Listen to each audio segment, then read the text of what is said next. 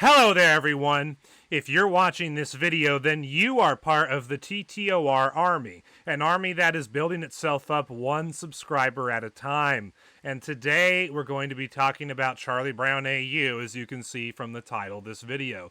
And more specifically, we're going to be talking about an argument regarding the Bible that CharlieBrownAU made that is absolutely and horribly wrong. But before we get into proving Charlie Brown wrong, before we get to showing him the error of his claim, let's talk a little bit about CharlieBrownAU himself first. CharlieBrownAU is one of the most censored people on the internet, and not just censored on big tech, I'm talking about alt tech. CharlieBrownAU in 2020 was listed as an anti-Semitic online personality by the Executive Council of Austrian Jewish Jewry, which is basically the Australian version of the ADL or the SPLC. And so, after Charlie Brown was listed as an online anti-Semitic personality due to his bigotry towards Jews in general that he has displayed many times throughout his internet history, due to that, he started getting censored on alt-tech platforms. He was banned from Gab and Minds in January of 2021, at the same time that Maddie Rose was banned from Gab, who is also another person that was outed as an online anti-Semitic personality by the Executive Council of Austrian Jewry. So he was banned from Gab and Minds in January of 2021, and since then he's been banned from commenting on BitChute, he's been banned from commenting on Odyssey, and he has been banned even from MAGA Book, which is one of the weirder things because MAGA Book hasn't done that to anyone else as far as I know, and they claim that it was some kind of error in their servers, but yeah, I don't know the full details behind that. But everything before that definitely happened. So Charlie is no stranger to being censored. In fact, it was almost 2 months ago that a CreationSocial user named Just Gina actually attempted to pressure me to ban CharlieBrownAU from CreationSocial, basically saying that his horrible views on Jews and minorities and women were just so horrible, so atrocious, that I needed to ban him from CreationSocial. Because if I didn't, I was letting the evil person win because the good person, me, was doing nothing. Of course, I didn't buckle, and Just Gina ended up leaving CreationSocial within about 30 minutes of me telling her that I wasn't going to ban him. And if you want to see the full details behind that video, you can watch my video, A CreationSocial User Attempted to Pressure Me to Ban CharlieBrownAU from the Site. Link to that video will be in the description box below. But just because CharlieBrownAU has been targeted for censorship by basically the entire internet does not mean that CharlieBrownAU is perfect. It does not mean that CharlieBrownAU doesn't say stupid stuff now and then. And he does say a lot of stupid stuff about a lot of stupid things, but this video in particular is regarding a claim he made about the Bible. So let's go to the particular CreationSocial post he made 2 days ago that we'll be responding to. CharlieBrownAU wrote, "Bible is pro-death." Then he quotes Psalm 137, verse 9. "Happy is the one who takes your babies and smashes them against the rocks." And then he gives a link to it in Bible Hub. Isaiah 13:16. "Their infants will be dashed to pieces before their eyes. Their houses will be looted and their wives will be ravished." And then he provides the link to that on Bible Hub.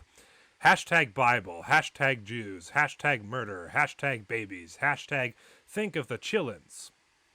So, CharlieBrownAU quotes Psalm 137:9 and Isaiah 13:16 and claims that the Bible is pro-death.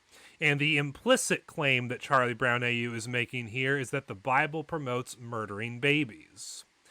And if you actually go to the chapters that he's quoting from in Psalm and Isaiah, you see that the Bible does no such thing. But I'm not just going to tell you to go read the Bible like Andrew Torba would. I'm actually going to take you there myself right now.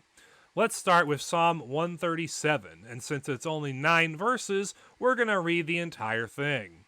Psalm 137 says, "By the rivers of Babylon we sat and wept when we remembered Zion. There on the poplars we hung our harps, for there our captors asked us for songs.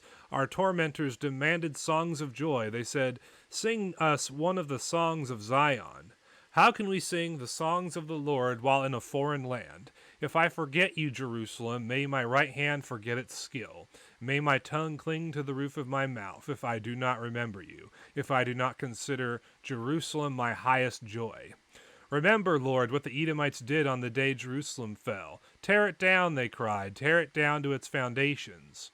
Daughter Babylon, doomed to destruction, happy is the one who repays you according to what you have done to us.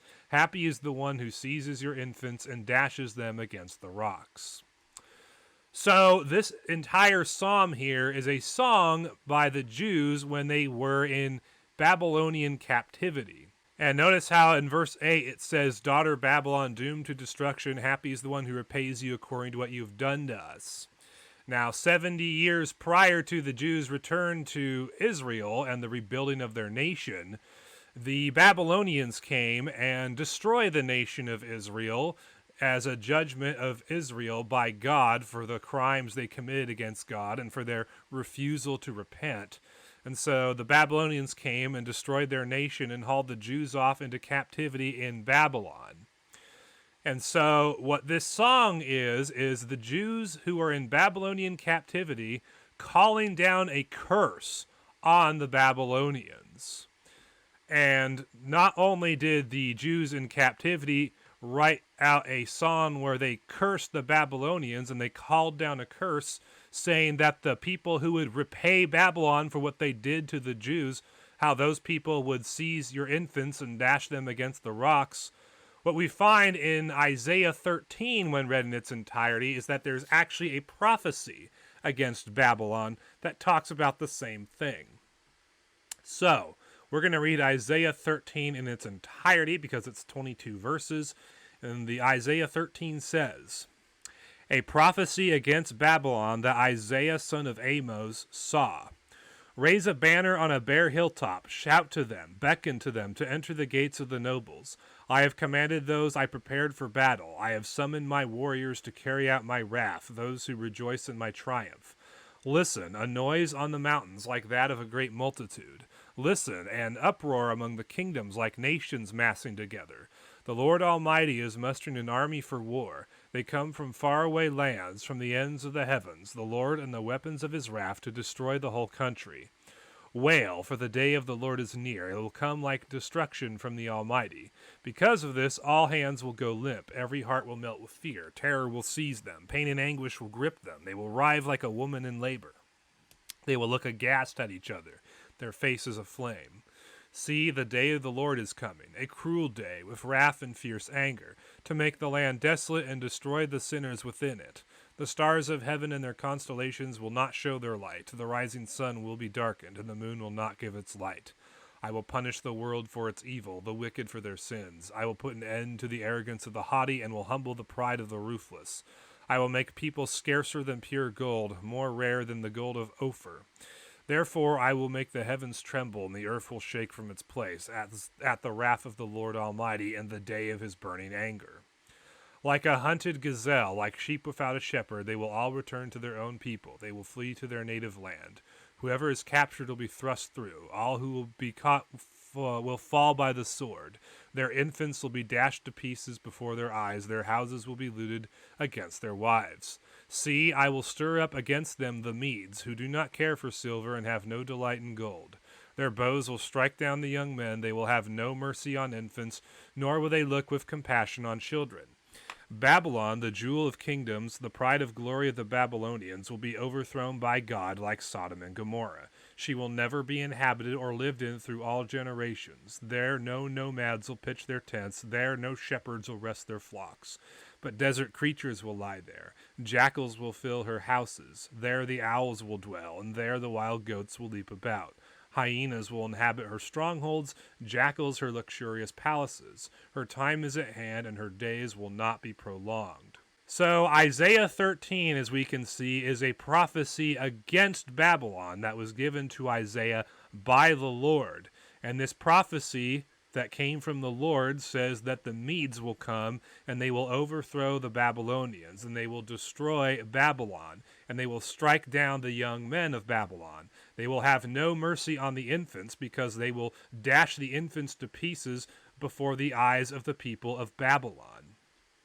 So this prophecy against Babylon is what CharlieBrownAU goes to, and he rips verse 16 out of context of the entire chapter to claim that the Bible is pro-death and promotes the slaughter of infants. But this is a Bible prophecy that is telling people what's going to happen when the Medes come and overthrow Babylon. It's the Medes who are going to dash infants to pieces before the eyes of the Babylonians. It's the Medes who will loot their houses. It's the Medes who will violate their wives. The Medes are the ones who are going to be doing this to the Babylonians when they overthrow Babylon. This is not a command by God to kill infants. This is not a statement saying that killing babies is good. This is a prophecy telling you what would happen in the future as far as Babylon's future is concerned. Same thing with Psalm 137. So CharlieBrownAU literally goes to a psalm where the people of Israel who are in Babylonian captivity are calling down a curse on Babylon. And he's claiming that, oh yeah, the Bible's promoting death. It's promoting the slaughter of babies. When you actually read the psalm, they're calling down a curse on the Babylonians. And if you actually pay attention to the psalm, they're saying that the one who repays Babylon for what they did to the Jews is the one who's going to seize the infants and dash them upon the rocks. And then he goes to Isaiah 13, which is an entire prophecy about what's going to happen to Babylon as a result of their oppression of the Jews and hauling them off into captivity and mistreating them. He goes to a prophecy about how the Medes are going to come and conquer Babylon and how the Medes are going to dash the infants to pieces and loot the Babylonian houses and ravish the wives of the Babylonians. He takes verse 16 out of context of that prophecy and claims that the Bible is pro-death and promotes the murder of babies. A simple reading of the chapters he's quoting from proves that CharlieBrownAU's point is entirely wrong. Any idiot who can read and who has any comprehension skills can see that the Bible is not pro-death in these passages he quoted. Any idiot can see that the Bible is not promoting the slaughter of babies. As Conservative 347 said in the comment section of CharlieBrownAU's post, I'm pretty sure it says do not murder in the 10 Commandments, Charlie. And he is right. One of the 10 Commandments is not murdering people. So, how does it make any sense that God would allegedly say in Psalm 137:9 and Isaiah 13:16 that it's okay to murder babies, when in the 10 Commandments it says that you shall not murder? How does that make any sense? I mean, if that was the case, you'd have God contradicting himself. But as I showed you the context of Psalm 137 and Isaiah 13, those verses Charlie quoted are not promoting death. They're not promoting the slaughter of babies. They're actually documenting a curse that the people of Israel were calling down on the Babylonians, and they said that this killing of the babies would be done to them by the people who would repay the Babylonians for what they did to the Jews. And Isaiah 13 is a prophecy against Babylon, which says that the Medes are the one who are going to be killing the infants and looting the houses and ravishing the wives of the Babylonians. So these passages do not say what CharlieBrownAU wants you to believe that they say, and that's why we have to set the record straight on these things. Now, I'm not surprised that CharlieBrownAU would take Bible verses out of context to try and make the Bible say things it doesn't actually say, because CharlieBrownAU is an atheist. And atheists are not exactly the champions of reading the Bible and actually accurately quoting its teachings. They're not exactly the champions of making sure that they're not taking things in the Bible out of context before they comment on them. Atheists are actually the worst people in the world when it comes to doing proper biblical study and properly representing what the Bible teaches. And the reason why they're so poor at it is because they have no desire to be good at it. And the reason why they have no desire to be good at it is because ultimately they hate God. They hate Jesus. They hate the Bible. They hate the gospel. And they want nothing to do with those things. And so they have no problem taking Bible verses out of context to make them say things they don't actually say. That's why CharlieBrownAU does it. It's because he's an atheist, and this is Atheist 101 behavior. Now, it is my hope and prayer that CharlieBrownAU will stop running from the Lord, and he will stop rejecting God, and that he will actually repent of the crimes he's committed against God and other people. And it is my hope that he will actually accept the gospel and enter into a personal relationship with Jesus and be saved. That is what I want for CharlieBrownAU. I don't care what happens in the world. I don't care about all the things going on right now nearly as much as I care about CharlieBrownAU and other people getting saved. Because CharlieBrownAU is under a death sentence by the Lord. He is going to be judged by God for the horrible things he has done against God and against other people. And the only way he's going to get out of it is if he accepts the offer of forgiveness and salvation that God gives him through the Bible and the gospel and Jesus. And the thing Charlie really needs to keep in mind here is that God didn't have to give us a way out of what we have coming to us. If God just wanted to judge us for the crimes we've committed against him and other people and not give us a way out of it, he would be just in doing so. But because God is loving and merciful to the infinite degree, he gave us a way out of what we have coming to us, even though we don't deserve it and no one was forcing him to do it. That's how good God is.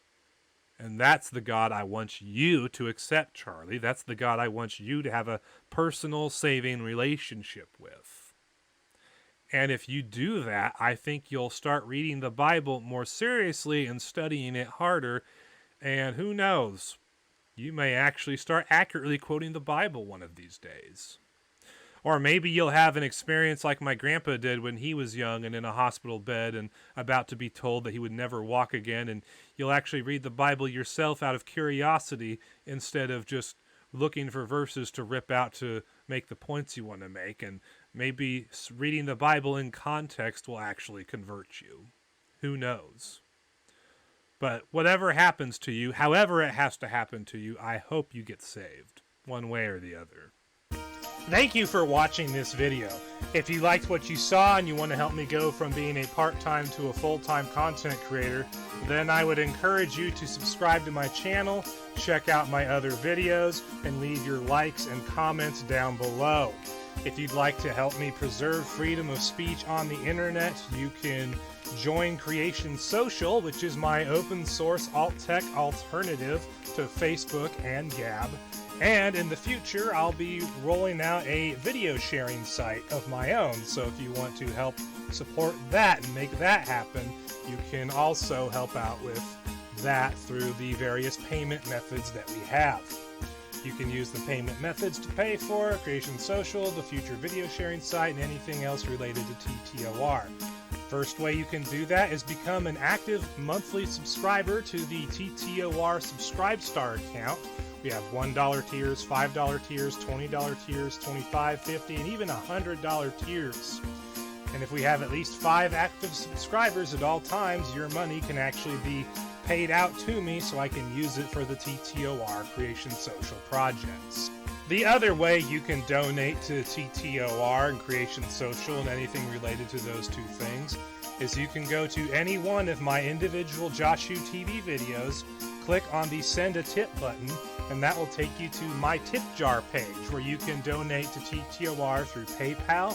You can purchase products from our Teespring store, both TTOR and CreationSocial products. You can also donate to my Coffee page. And if you have Bitcoin, you can send it to my JoshU TV wallet. So those are all the different ways that you can support TTOR financially as far as crowdfunding platforms go. Another way you can support TTOR, CreationSocial, and everything related to those things financially is you can go to Amazon and purchase one of my books. There's Another Inconvenient Truth, What Secular America Hates, And then there's Another Inconvenient Truth too, Defending Young Earth Creationism. Both books are available as a Kindle download and a paperback on Amazon. You can also download them as PDF files off of the TTOR Teespring store, and they're also available on the CreationSocial marketplace. Thank you for watching, and have an excellent day.